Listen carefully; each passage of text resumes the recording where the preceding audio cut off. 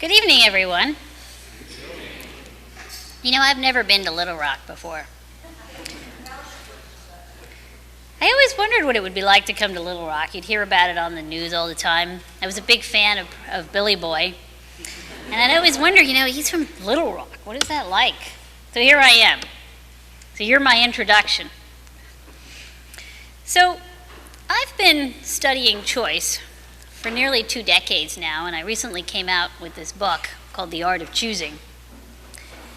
And Nikolai invited me here tonight to talk about the relationship between leadership and choice. Now, that's a pretty complicated subject. So, as I talk tonight, I'm going to ask you some questions, and I want to get your help with this subject. So I'm going to ask you some questions. I want to know your answers. Now, since I'm blind, if I ask you a question, only raise your hands if you want to burn off some calories, maybe get some exercise. Okay.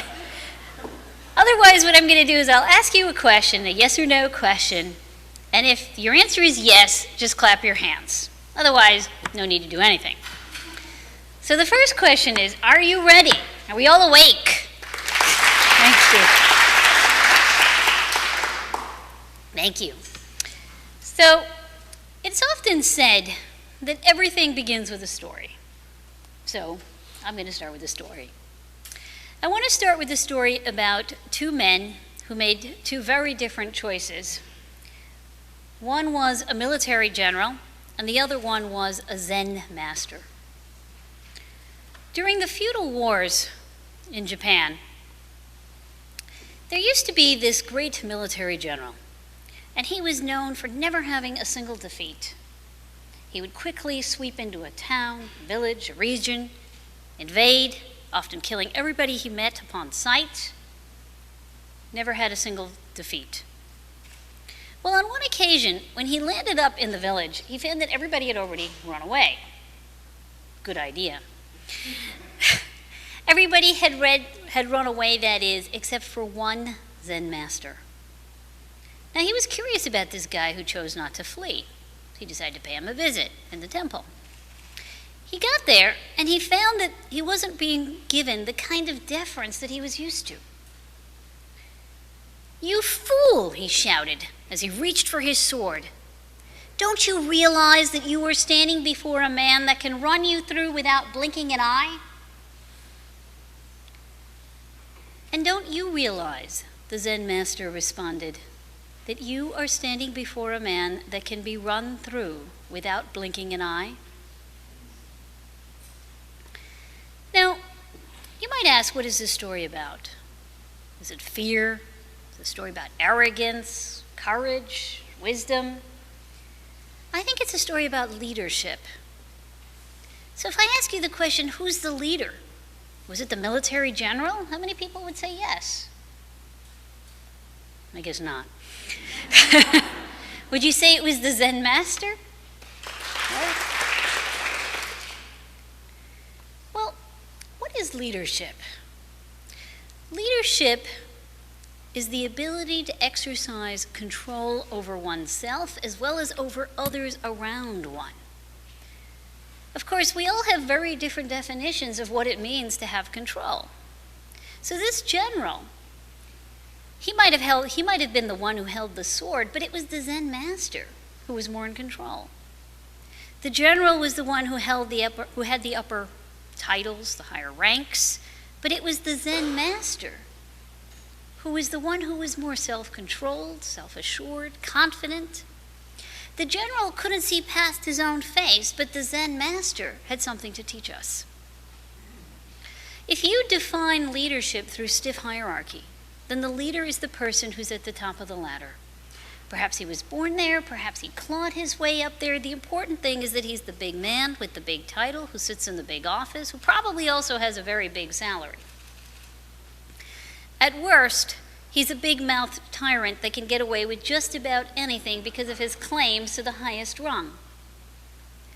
Now, at best, he speaks softly, but carries a very big stick. Now, this might sound like a bit of an exaggeration, But all too often, it's the person who gets to wear the tag that says, "Hi, my name is the leader," who gets to exercise authority. But a title doesn't make you any more of a leader than does holding a sword make you an expert swordsman. Each of us has it in us to be a leader, regardless of what our tag says. Take a look at these photos.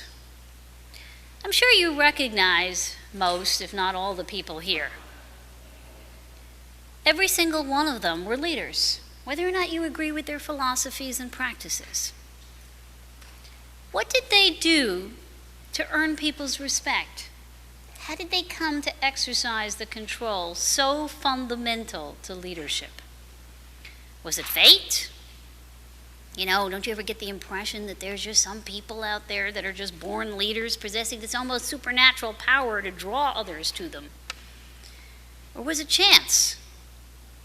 It really does feel at times that there just happen to be some lucky people at the right place at the right time and are therefore given opportunities to be leaders. Or is it choice? Fate and chance may play some role, but are they really sufficient? You know, in the end, choice is the only one of these forces that puts control in your hands. It's the only tool we have that enables us to go from who we are today to whom we want to be tomorrow. And so it is necessarily the most powerful tool any of us have to forge our own paths and to guide others who trust and rely upon us. Ultimately, we are all judged by the choices we make. And so if we aim to become better leaders, we must study how to improve our choice making. So what does a leader need to know and do to get the most from choice? I'm going to talk about 4 principles today. And all of these are backed up by lots of scientific research. First, recognize that we are all born with an innate need to be in control. It's essential for our success, for our happiness. An effective leader doesn't just maintain control, but distributes it, sometimes even relinquishes it. When people feel like they have control, they can accomplish some pretty amazing things. Let's take an extreme case. I'm going to tell you the story of a man named Steve Callahan. He was an avid, skilled sailor. Way back in 1982, he decided to create his own little boat and set off on a boat race. He took off just off the coast of the Canary Islands and headed for the Caribbean. But less than a week out at sea, disaster struck. His boat was capsized in the midst of a storm. He was now stuck in a leaky, inflatable raft. No food, no supplies, no way to navigate. In the critical hours after the storm, he wrote in his autobiographical sketch, "I am captain of my tiny ship in treacherous waters. I now have a choice to make." Are you all right over there? I now have a choice to make. I can either pilot myself to a new life or give up and watch myself die. I choose to kick for as long as I can. Desperate as his situation was, he decided he had a choice to make. And by conceiving of his circumstances in terms of choice, he was able to regain some measure of control. He collected rainwater for drinking. He fashioned his own makeshift spear and did some fishing. Sometimes barnacles were attracted to those fish, and so he ate those too. When his weak body would allow it, he did yoga. To maintain his sanity, he wrote in his diary. Other than that, he drifted west. 76 days later, he was actually found just off the coast of Guadeloupe. To this day, he is the only person to have survived more than a month lost at sea. Now, you're probably thinking, gosh, well, he clearly got lucky. Skill helped him out quite a bit. Choice really is no guarantee that you're going to survive a catastrophic situation, but it might just encourage you to go the extra mile, help align the odds ever so slightly in your favor. I've been studying successful individuals, effective leaders, for many years now. And no matter what point in history you look at, there is one common ingredient to all of them. They all possess an ability to see choice where others saw no choice. Every single one of us, at some point in our lives, will experience adversity. And at that moment in time, we all have a choice to make. We can either see our circumstances as destiny and give in to that, or give in to the misfortunes that we've been dealt, or we can see our lives in terms of choice. What is still possible? And the more we are able to conceive of our lives in terms of what is still possible, the more we will be able to electrify ourselves with the power of choice. Just as importantly, an effective leader is able to electrify others with the power of choice. If you treat people around you as mere cogs in the wheel, then at best that's all they're going to deliver.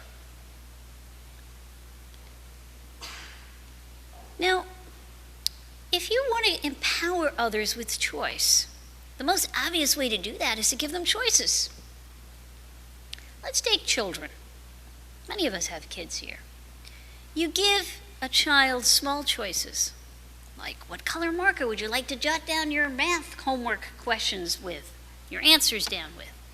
That small choice, trivial as it might sound, can actually increase their interest in mathematics, will increase their performance. Let's take a typical study. You bring in children in one group, they're given 6 different choices of which word activity to do, versus they're told which word activity to do. The kids that have a choice, they perform better, they're more motivated to do that task when they're no longer required to do it. Anytime you take a routine job and give people choices, say a bank teller's job, you give them choices. The more choices they have, the more satisfied they are, the better they perform. On average, we see a 25% increase in performance, a 40% increase in satisfaction. Take an extreme case like Google. They allow you to take 20% of your time. You can do anything you want as long as it supposedly has some vague connection to Google. Well, it turns out 50% of their new ideas come out of that 20% time. If it wasn't for that 20% time, we wouldn't have things like Gmail and Google Talk and Google News and the other competitor of Facebook, Orkut, which is very popular actually in other parts of the world. So when you give people choices, not only do they perform better, they become more satisfied, they become more creative, but it turns out it actually improves our health. There was a famous study done in the UK with nearly 10,000 people. It's called the Whitehall Studies. It followed people for decades. And it looked at their feelings about how much choice they had in their daily work lives and how this affected their health. How many sick days they took, their blood pressure rates, prone to heart disease.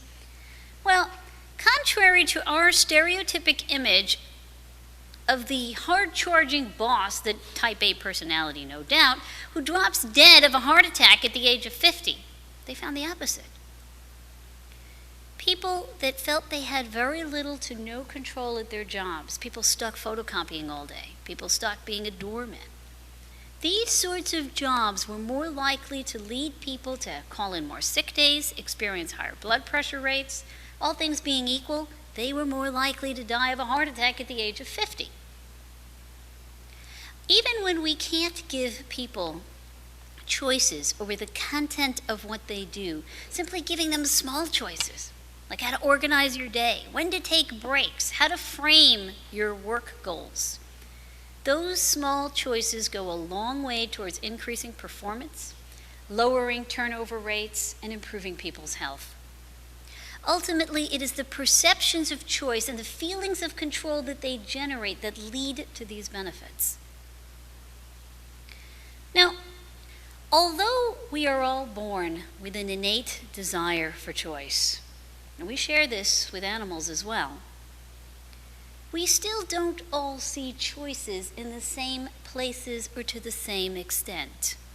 It turns out our culture shapes both our perceptions of and our expectations from choice. Recently, I've been doing a whole bunch of interviews with people from all different parts of the world. And I interview people that are walking along in the park, the homeless, taxi cab drivers, waiters, waitresses, college students, executives, and exec ed type programs. And I ask them questions about all the different choices they make in their life, from the very trivial to the very consequential.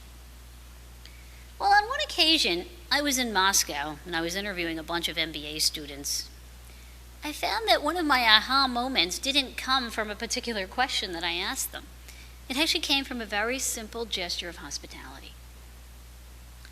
Before we began our session, I offered them a set of sodas to have as we chatted. Didn't want them to get dehydrated or anything. So I offered them these sodas. Actually, let me show you these sodas. How many choices are there? You can call them 7, right? That's exactly what I thought. Well, there was this one guy, this MBA student. They're usually the higher wealth bracket in Russia. And he says, "Oh, but it doesn't matter. It's all just soda. That's just one choice." One choice? But God, they had Coke, Pepsi, Mountain Dew, Sprite. I mean, look, scientists may tell us that we can't tell the difference between Coke and Pepsi, but you and I know the difference between Coke and Pepsi. By the way, Coke is better.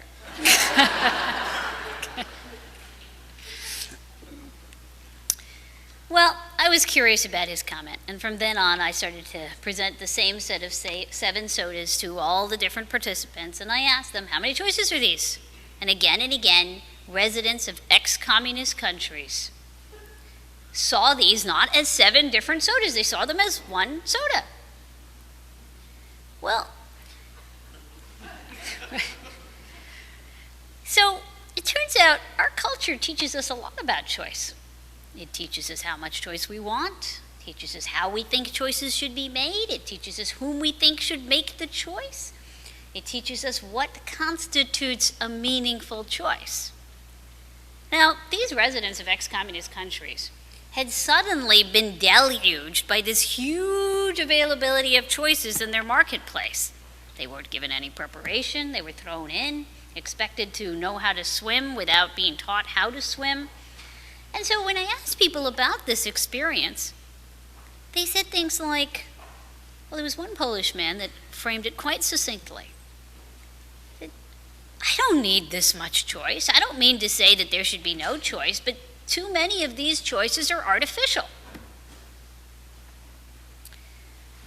When I was a graduate student, I actually did my first study on culture. And what I did was I did a very similar study that I showed you just a few minutes ago. It was with, remember the study I told you with kids, where they were given a choice of activity versus told what to do? Well, I did that same study, but this time I did it with Asian American children and Anglo-American children. They were all living in the United States. In fact, they were all living in San Francisco. And now I divided them up into 3 groups. In one group, they came in and they were given the same word activities. Which one of these 6 activities would you like to do? Which color marker would you like to use to write down your answers? Second group, they came in, they're greeted by an experimenter, Miss Smith, acts like a teacher. She tells them which activity to do, which color marker to use to jot down their answers. Third group, this is where it changes on you. Now they're told that their mothers have decided which activity to do and which marker to use to write down their answers. Now, is mom going to be good or bad? Well, turns out it depends on your cultural background.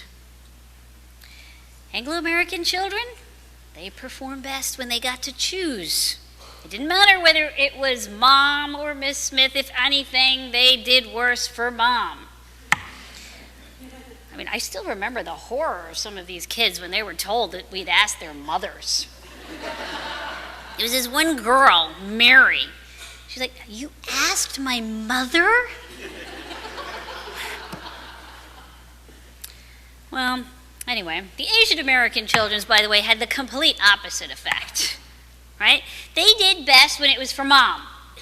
Okay? Second best when they got to choose, and just as poorly as the Anglo-Americans when it was Miss Smith, this person who they'd never met before in their lives. And in contrast to Mary, the Japanese kids, well, they were really interested in having mom know. This little girl named Natsumi, she starts tugging on Miss Smith's skirt and says, "Could you please tell my mommy I did it just like she said?" Very different reaction, right? Well, these first-generation children were influenced by their immigrant parents' approach to choice. Let's think about one of the holy grail assumptions in American culture.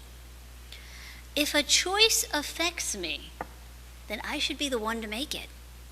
That's what will guarantee my success and happiness. But for these children, these Asian American children, they had been taught a different message. For them, making sure that I made the, quote, right choice was better made by someone whom I trusted, someone whom I had the faith was going to make the, quote, right choice. If anything, I'm going to be more motivated knowing that that person made it for me, ensuring that I can perform my best. Now, it turns out that this difference in perception doesn't just affect children. It also affects people in the work environment. A number of years ago, I did a study with Citibank, and this was done during the time of John Reed as well as during the transition with Sandy Weil. And what we looked at was people's perceptions of autonomy in their workplace and how this affected their performance. And we looked at people from all different backgrounds. And we went around the world also collecting data. We surveyed people from lots of different positions in the consumer bank. So bank tellers, different kinds of Salesforce representatives, assistant managers, managers, all the way up the ladder in consumer banking. Well, here's what we found. Americans, even though, by the way, their jobs are supposedly completely standardized, and from all, at least outward signals, they are standardized, independent of their job positions, Americans perceive themselves as making more choices in a typical day at their job than did Latin Americans, people from Argentina, Brazil, Mexico, who in turn perceived themselves as making more choices as compared to people from Asian countries, Singapore, Philippines, Taiwan, Hong Kong. Now, even when you compared employees that were all working under the same manager in the United States, exposed to American culture, in the same branch, in fact, under the same roof, again, you saw the same effect. Anglo-Americans perceived themselves as making more choices as compared to Hispanic Americans, who in turn perceived themselves as making more choices as compared to the Asian Americans. Now, these differences in perception matter because it turns out that they affect performance differently. We saw 3 different groups, 3 entirely different relationships between autonomy and performance. Anglo-Americans, the more choices they felt they had, the better they performed. The fewer sick days they took, the more satisfied they were with their jobs. Hispanic Americans and Latin Americans, well, choice didn't hurt them. It actually mildly, positively affected them. It just wasn't the thing that really made the difference. For them, what affected their performance the most was whether they thought they could trust their manager, that their manager was actually a good person. They had good rapport with this person. If they felt that way, performance went up, satisfaction went up. Now, for Asians and Asian Americans, you saw yet a third pattern. The more choices they felt they had, the worse they performed, and the less satisfied they were. Why? Because they felt like their manager just didn't know what he or she was doing. Had it wrong. So our culture affects how much we value choice in our typical day, which then affects our perception. So if you're someone who values choice, well, you're going to see every single activity that you do over the course of a day as falling into that category called choice. If you're somebody that doesn't have as much value for choice, well, you're going to reserve that category to just a few of the activities you do in a day. If you feel like you have a lot of choice, well, this could be really empowering. But it could also feel as if you're being buried under pointless minutia. If you feel like you have a little choice, well, this can feel very stifling. My God, they're giving me no autonomy. They're controlling me. This is just not right. Or it can feel as if you were being given the right amount of guidance and direction. The key to being an effective leader is not giving people the kinds of choices that you had been given. It's giving people the kinds of choices that will most inspire them. So it's knowing where they're coming from, understanding the perspective from which they're coming from. Well, so often when you travel abroad, you learn some things about those other cultures, but you learn more about your own culture because you learn how you're different. So one of the things that I learned as I was exploring this topic, choice, and people's notions of who should make a choice versus no choice, was I started to wonder about things in my own choice-loving American culture. And I started to ask myself questions like, well, is there a limit to how much choices we should have? So if I ask you, would you like it if you had more choices in your life today? What would you say? Yes? I heard some claps. I'm not hearing everybody clap. Are the rest of you just shy, or you're not sure? Seems like a trick question, right? Think about all the choices you make today. You can choose your careers, you can choose your spouses, you can choose where you want to live, you can choose how you want to live, how you want to schedule your entertainment, which one of 100 different kinds of jams you want to spread across your toast in the morning, more than that, different flavors and brands of soda pop you want to have with your meal. You know, in 1949, the average grocery store offered you only 3,700 products. Today, it offers you 45,000 products. Yes. The typical Walmart, and this is Walmart land, right? The typical Walmart offers you 100,000 products. Okay? You want a book? Amazon.com offers you 27 million bucks. Now here's the good news. If you're lonely, okay, just go on Match.com. There's 15 million date possibilities.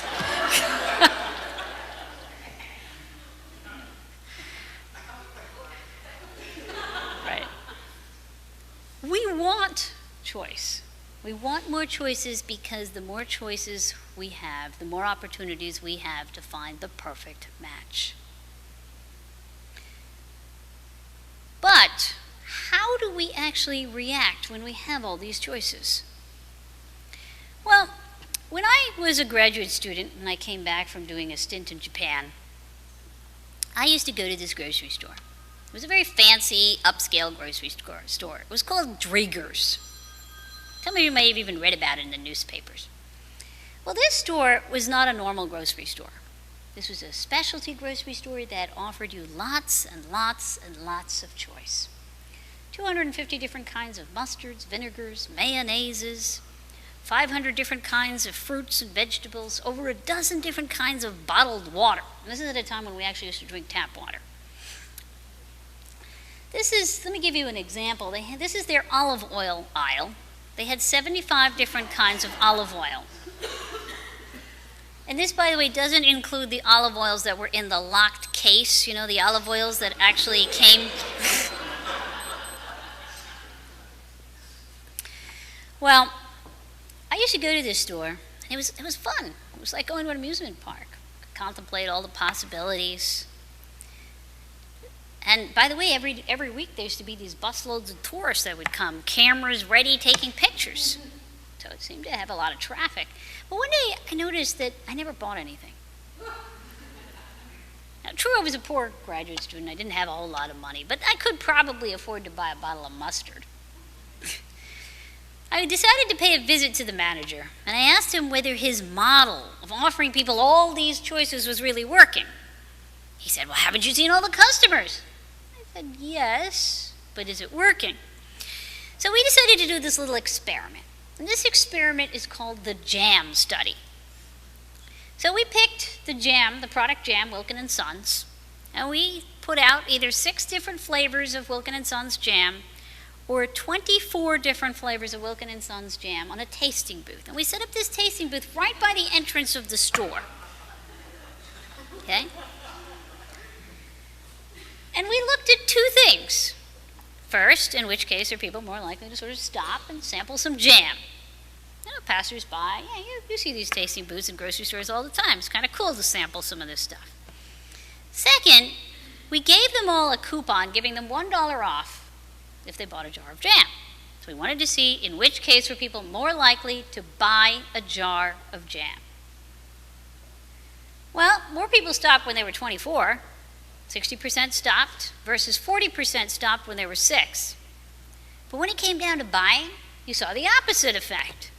Of the people who encountered 24, only 3% of them actually bought a jar of jam. Of the people who encountered 6, 30% of them bought a jar of jam. So they were 10 times more likely to buy a jar of jam if they encountered 6 than if they encountered 24. Well, why is this? Let me show you the jam aisle. They actually had to go to the jam aisle to pick a jar of jam to buy it. They had 348 different kinds of jam. Well, we had this research assistant that was stationed in the jam aisle pretending to take inventory, but he was really eavesdropping on all their conversations. And we heard 2 kinds of conversations. One conversation went like this. "Boy, that lemon curd sure was good." "Yeah, it was, wasn't it? In and out of that jam aisle in less than 30 seconds. The other kind of conversation went like this. "That lemon curd sure was good, wasn't it? Yeah, that Victoria plum was interesting too. What about Little Scarlet? We never tried that." This conversation could go on for a minute, sometimes 2 minutes.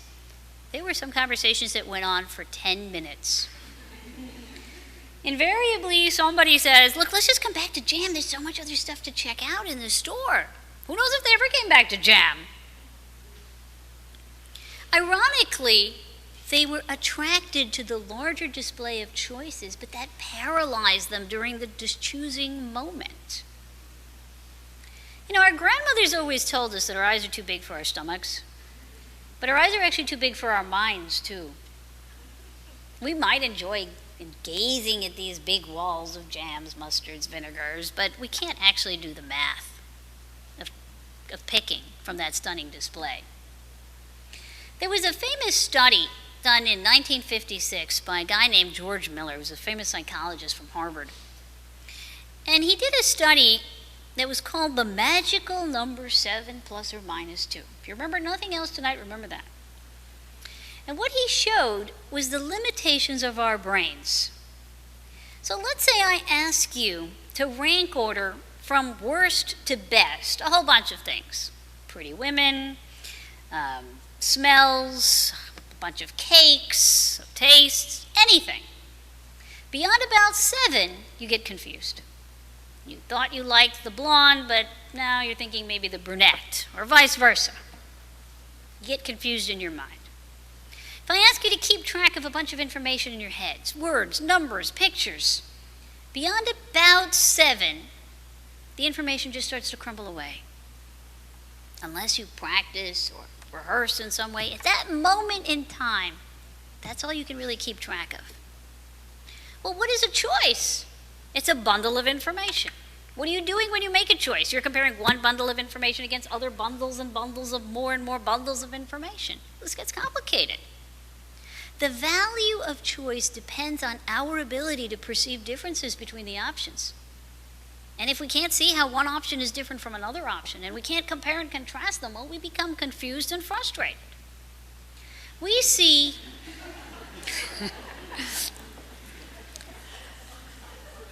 We see three negative consequences to offering people more choice. And these are coming from studies that I did the JAM study, but since then it's been now over 10 years. So there's been lots of people that have been doing studies on this phenomenon known as choice overload. And you see three main negative consequences. The more choices people have, the more likely they are to procrastinate, stick to the status quo, even when that goes against their best interests. Second, they're more likely to choose things that are worse for them when they make a choice, pick inferior choices, investment choices, healthcare choices. They even act kind of oddly when it comes down to speed dating settings. When they have more rather than fewer options, that's a whole other story.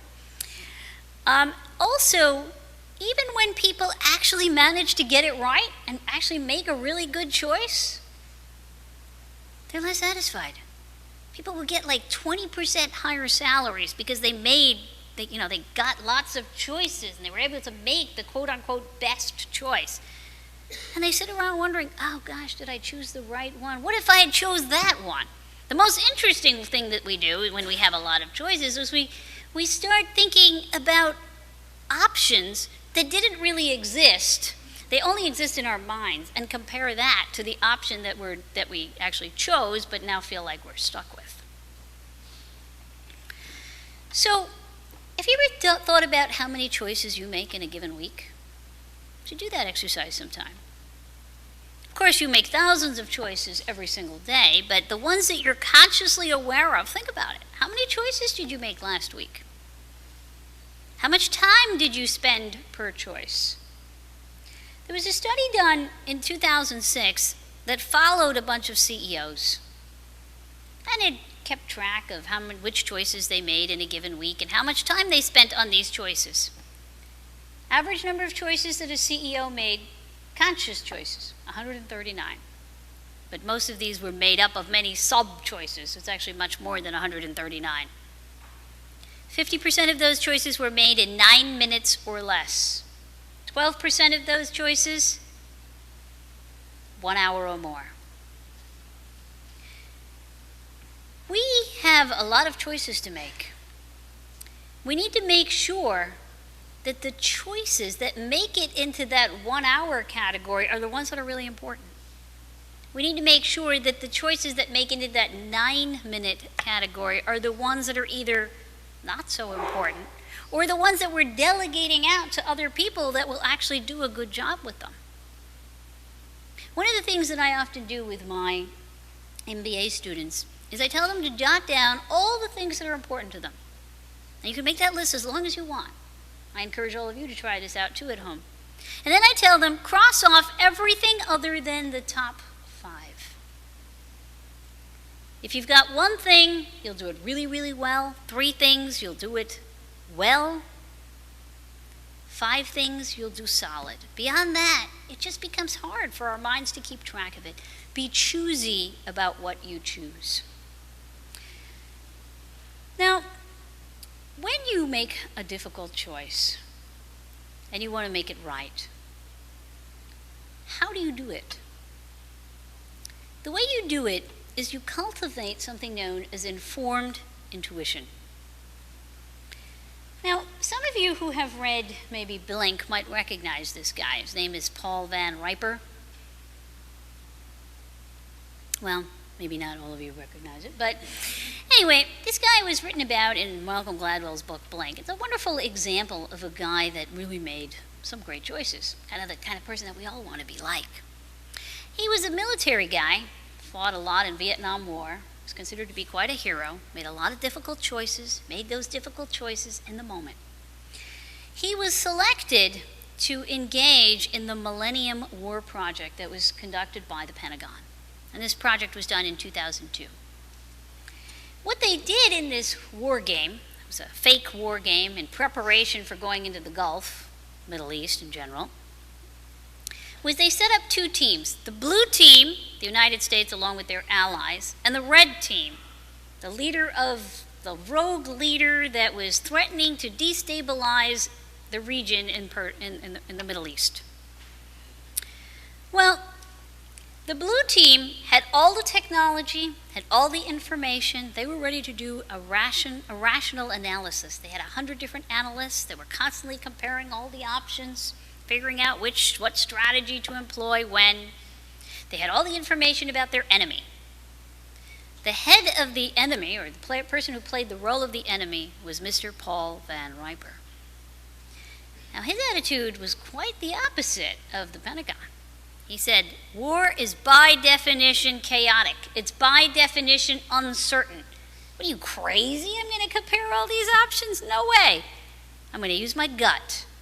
I'm going to use good judgment in the moment. I'm not going to compare and contrast and all that. Well, when they actually did the real war game, they found that the red team actually beat the blue team hollow. So when the blue team actually struck out all the information sources available to the red team, what did Mr. Van Riper said? He said, no problem, I'll just send out some messages through the mosques and their prayers, hand-delivered messages. I don't need technology for this. And they took out all his main equipment, his ships. No problem, I'll just get some civilian boats. I'll put missiles in these civilian boats, and I'll launch them against the American ships. In that game, he sunk 16 American ships, which, if it had been real, would have led to 20,000 lives lost. Would have been the worst Navy defeat since Pearl Harbor. Now, it's stories like this that constantly make us wonder, what should I use at that moment of that difficult choice? Do I use reason? Do I use intuition? Bush was the great icon. I knew that would get him. He was the great icon of, I trust my heart. What's Barack Obama? I'm going to use calm analysis. We've been debating about this issue, folks, since at least the Greeks. What do you use? Reason, intuition. Well, if we use pure intuition, and if we believe that if I do something over and over and over again, I'm going to get better at it, that also fails us. It fails us because simply doing something over and over again doesn't actually make us good at it. You can look at investment gurus, you can look at political pundits, you can look at people's decisions they make in terms of marriage and whether or not that leads to divorce. You can look at the activity of interviewing people. Even when you look at HR professionals, forget about the rest of us that are just trying to pick someone we like and maybe can get along with in the work environment. We do a horrible job of interviewing people and picking the people that we can actually work with. It's about a 2% likelihood that they will actually work out if you base it on an interview. If you base it on their work sample, it's about 28% likelihood that they'll work out. Pure reason can lead us astray. Pure intuition can lead us astray. So what do we use? What did a person like Paul Van Riper really use? He says it was gut, but it wasn't. It was what we call informed intuition, which is intuition that is based on reason. To see informed intuition in action, I want to give you the example of a chess master. I'm picking a very complicated activity to show you how informed intuition develops. At any given moment, when a chess master is contemplating, say, 8 moves ahead, at that moment, if you think about all the possible combinations of options that she has at her disposal, she has more choices available to her than the number of stars in the galaxy. But she's not actually contemplating all those choices. When she's making that choice, which seems very complicated to us, the observers, she makes it quickly. How does she make it? She makes it because she sees that chessboard not as being made up of individual pieces and individual moves. She sees that chessboard as comprised of patterns, lines of attack. What that allows her to do is throw out all those irrelevant options and zero in on that handful of most relevant options. How do you develop that kind of informed intuition? Through many, many, many hours of practice plus feedback. It's not enough to simply do it. Some people say it's the 10,000 hour effect, that you need at least 10,000 hours to actually develop true informed intuition. And it doesn't come from just doing it over and over again. I mean, we all know that. We go to a buffet, we eat too much, swear we're never going to do that again, go back to the buffet again and do it all over again. You do it, you give yourself feedback, you try it a different way, you do it again. Paul Van Riper used to regularly take notes in bushes while he was in war in Vietnam. And when he would gather up his soldiers and say, okay, what's going to be our strategy, he'd pull out these little scraps of paper out of his pocket and use that to develop his intuition. This was intuition that was developed over many, many, many years of feedback plus practice. So in the end, what is informed intuition? Well, think of it as the combination of Kirk and Spock. Right, on their own, one is way too emotional and the other one's way too logical, but you put them together and you get a pretty good combination. What is informed intuition? Ultimately, it's pattern matching. It's figuring out what you know and what the limits of that knowledge is. As Confucius once said, to know what you know and to know what you do not know, that is true knowledge. One of the great modern-day heroes of choice is Warren Buffett. But what I think is most admirable about Warren Buffett is not so much the investment choices he made. Now, admittedly, I'd be a much richer person if I had made those too. But I think what's most admirable about him are the choices he didn't make. Way back in the 1990s, there was a headline, "Warren, have you lost your touch?" He refused to invest in technology stocks. By the way, to this day, he still refuses to invest in technology stocks. He said, "I refuse to invest in something that I do not understand and I do not know where it's going."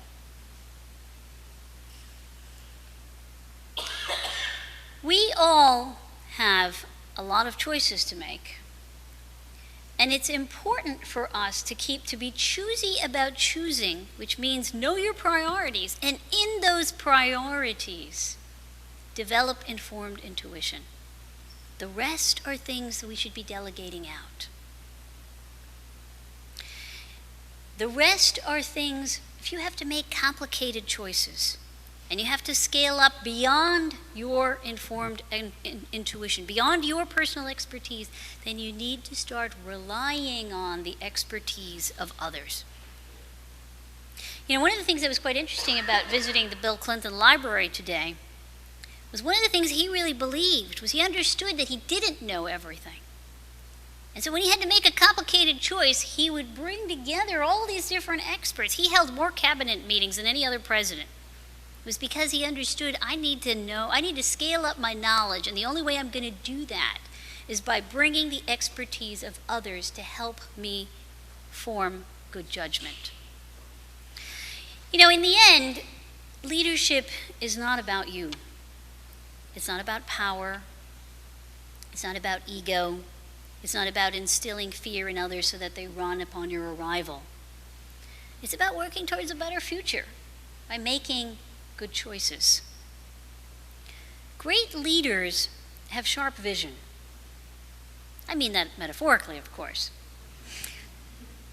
They know where they're headed, and they know that the way they're going to get there is by making good choices. And they regularly draw upon the very principles that I'm talking about today. So let me sum up. First, control. We all need it. Effective leaders maintain, distribute, and sometimes even relinquish it. Second, culture. Our backgrounds shape our perceptions of and expectations from choice. An effective leader accounts for these differences when deciding what choices to offer. Choice overload. We all have physical, mental, and emotional limitations to how many choices we can handle at any given moment. An effective leader recognizes the limitations of choice and uses that to get the most from choice. Informed intuition. An effective leader draws on a combination of gut and reason as well as the expertise of others to make the best choices. Now, everything I have said today is based on scientific research, and I think it's fair to say that science can make us more skillful at choosing. It can help align the odds ever so slightly in your favor. But in the end, choosing is an art. It's an art because it doesn't look the same to all eyes, nor do we all agree on its purpose. It's an art because although we can learn from other people around us, we can't replicate their choices, and we can't follow a single formula. It's an art because in order to do it well, it requires you to face yourself, to rummage inside, discover all the things you wish you didn't know, and use that to make better choices. A great leader is a dedicated practitioner of the art of choosing. She looks beyond hierarchy and reimagines new modes and means of exercising control. Like other artists, she's willing to question her choices and find new ways of achieving her goals. And perhaps most important, effective leaders understand that choice has its limitations, and sometimes, in order to appreciate its true power, you have to be willing to relinquish it. Picasso once said, "I'd like to live like a poor man with a lot of money." To me, this means a life in which you practice humility and hard work, but not out of a feeling of desperation or destitution. It means being able to recognize the worth of something, even though you have a lot of it. Recently, Narayan Murthy, the ex-CEO and founder of Infosys, addressed the Columbia University student body. And he was asked, why are people so greedy today? He said people become greedy when they lose the value of that which is free, when the only value that matters is monetary value.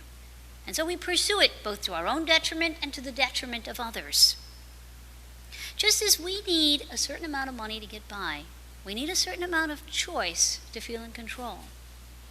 And just as a love of money can foster greed, so too can a love of choice foster powerlessness.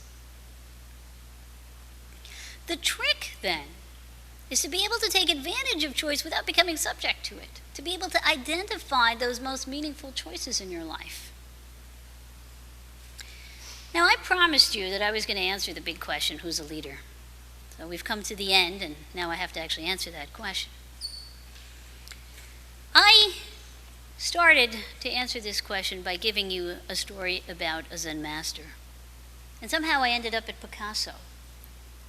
Now, if I put those two together, here's what I get. A leader is someone who can live with nothing and yet have everything. This might sound like a lofty goal, but what is a leader if not a dreamer with a plan? Whether or not you ultimately get there, you can use choice to help you get closer. You can write your own story. Regardless of what fate or luck may have in store, when you choose with wisdom and with compassion towards others, you are on your way to mastering the art of choosing. Thank you very much.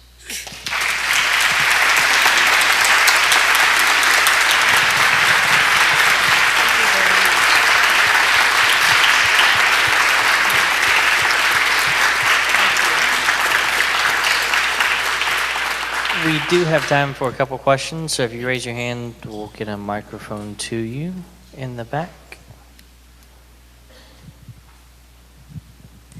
That was just tremendous, so thank you. My question, when you were going through the different cultures, one of the things that struck me was Anglo-American, Asian American, and I was wondering about African American. So when you looked at that's African American within the American culture, and did you see any difference? We did look at African Americans. They look very similar to Anglo-Americans with one big difference. They perceive themselves as having far fewer choices than Anglo-Americans. but the relationship between autonomy and performance is the same. If anything, the trend is slightly stronger for Anglo-Americans. They value choice even more than Anglo-Americans do. Right here up front. She's coming.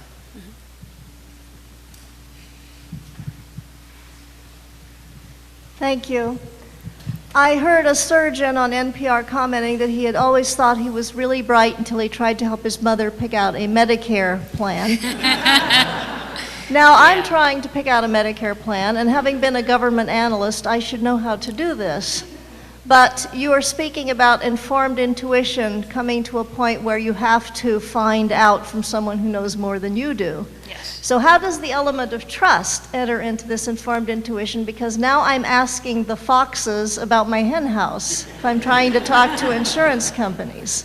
Right, great question. In fact, by the way, Medicare Part D, while the people that did put it to use and actually thought about all the options benefited financially, the people that most needed it, the people that were in the poorest bracket, were actually less likely to sign up because they were just so confused and they didn't know who to trust. And there were also a few things that the government could have done to help people. Like there were states in which people were randomly assigned to a particular sort of package, and they just randomly assigned them to something, even if it ended up costing them more. And if you wanted to randomly assign people, they could have at least assigned them to something that was better than what they were already doing.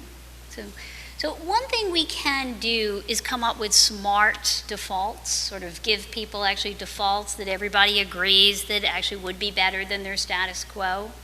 But you're right, we are in an environment today where we have a lot of choice, but one of the big reasons why we can't take advantage of it is we don't know who to trust to help guide us. And just notice what happened with the recent financial crisis, right? How we were let down by those AAA ratings. Where are we supposed to go for guidance? Right there. So I'm agreeing with you, but I don't have a good answer for you. So on more of a physiology standpoint, as far as choice is concerned, can you maybe elaborate on what actually happens internally when someone actually has a choice? Have you done any studies on that? You mean when they have a lot of choices, or what kind of a choice? When someone is able to just make a choice in general, what happens? Maybe serotonin, homeostasis. Well, it depends on the kind of choice you're making, right? If you're making a choice that's based on happiness, it'll be in the hedonic portion of your brain. If it's based on pure analytics, it'll be in the prefrontal cortex portion of your brain. Okay, so like on depends on stress levels in different classes, is that affecting the? You So were when talking people about heart have attacks too and everything, much stress. choice, we do see greater signs of stress. We do see the portion of their brain which expresses stress lights up more. We also see greater cortisone levels. You know, one of the big problems about gut and reason is that whenever you think about a happiness choice, that's a pretty big part of our lives, right? I mean, which job offer should I take? Whom should I marry? Should I marry? These are all choices about happiness. And you can't really do a lot of evaluation and feedback. I mean, you don't want to get married that many times. Right? I mean, even Elizabeth Taylor didn't quite get it right after. So, I mean, what can you do with those happiness choices? Those are really often the most difficult choices we make in our life. So, if you think about what information you're going to get from inside of you, gut will answer the question, how do I feel about that person right now? Do I love them? How do I feel? Do I really feel happy when I'm around them? Do I like that job or that job? It'll answer the question how you feel about it right now, not how you're going to feel about it tomorrow or 10 years from tomorrow. What reasoned analysis will do, say you do the pros and cons analysis, what that'll do for you is it'll tell you which one you ought to like tomorrow and 10 years from tomorrow, not which one you'll actually like. Therein lies the conflict. You can't actually answer the question, will I want to still be married to this person 15 years from now? By either using your gut or your reason. There's really only one thing you can do to help you out at that moment. And that's to look outside of you. It's to look at other people's choices and how they have fared with those choices. You look at the people that, did get married, did choose some of the job offers you were contemplating. And you look at them not tomorrow, but you look at how they fared as a function of, being in it for 10 years or 20 years, etc. And now you use your gut to answer the question, who do I think is happier? You don't ask them. You use reason to answer the question, am I like them? And don't fall prey to the uniqueness bias, because you're really not that different from everybody else. That's really your best guess as which one will make you happy. Right here in the front row. This isn't really a good follow-up to choosing spouses. I wondered if you had studied minimizing negatives rather than choosing between positives. For instance, you talked about jams. You're choosing a positive versus a positive. But what if you're trying to minimize negatives? Do you get, and they're both negative choices, but one might be more negative than the other. Is there a difference in that kind of choice? Yes, there is. So you're talking about when you're choosing between a rock and a hard place, right? So I'll tell you one fun study I ran and then one very sobering study. The fun study is if I put you in a situation where I give you, 4 awful things to eat and you have to eat it all, versus I tell you which awful thing you're going to eat. And by the way, I could do the same thing with committee assignments in your job.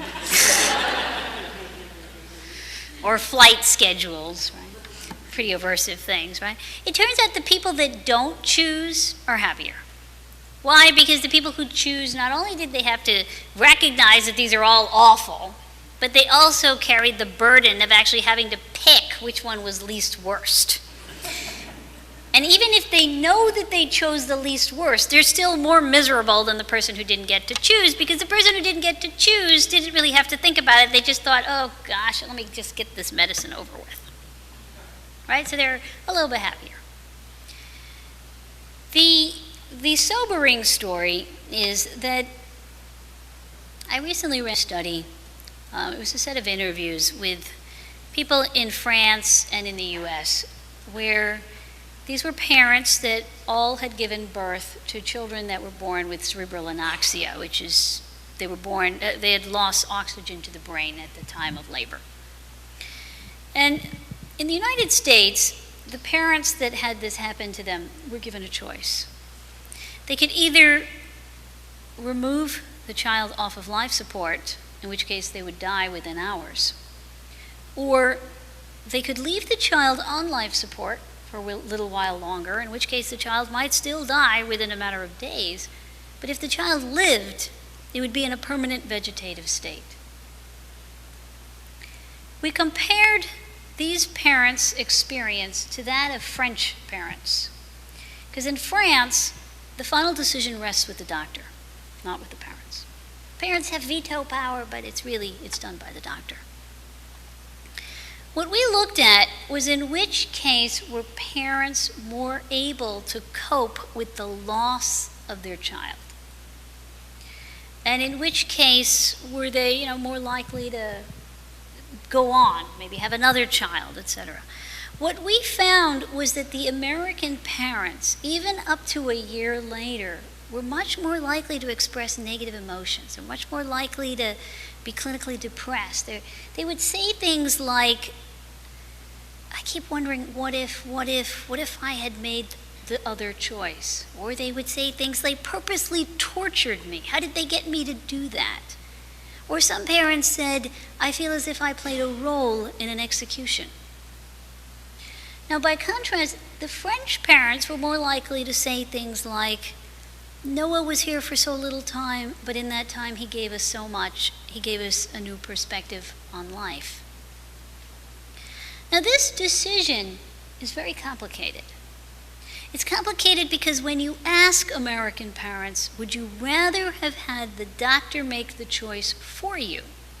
Now they all say no.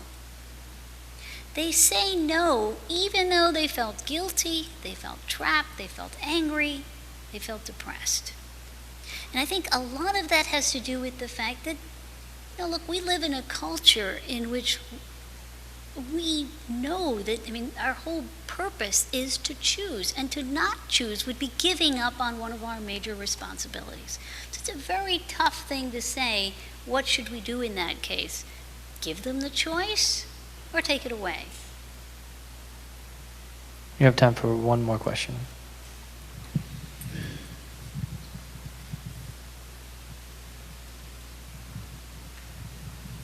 I had a hard time deciding whether to ask this question or not.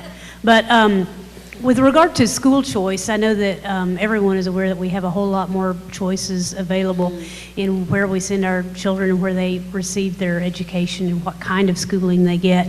In your opinion, in just sort of an overview kind of basis, has this helped or harmed the average education that a child receives in the United States? Well, I actually don't even have to go to my opinion. I can just tell you what the data says. And the average American child in the last 20 years is getting worse education, but the elite are getting better educated.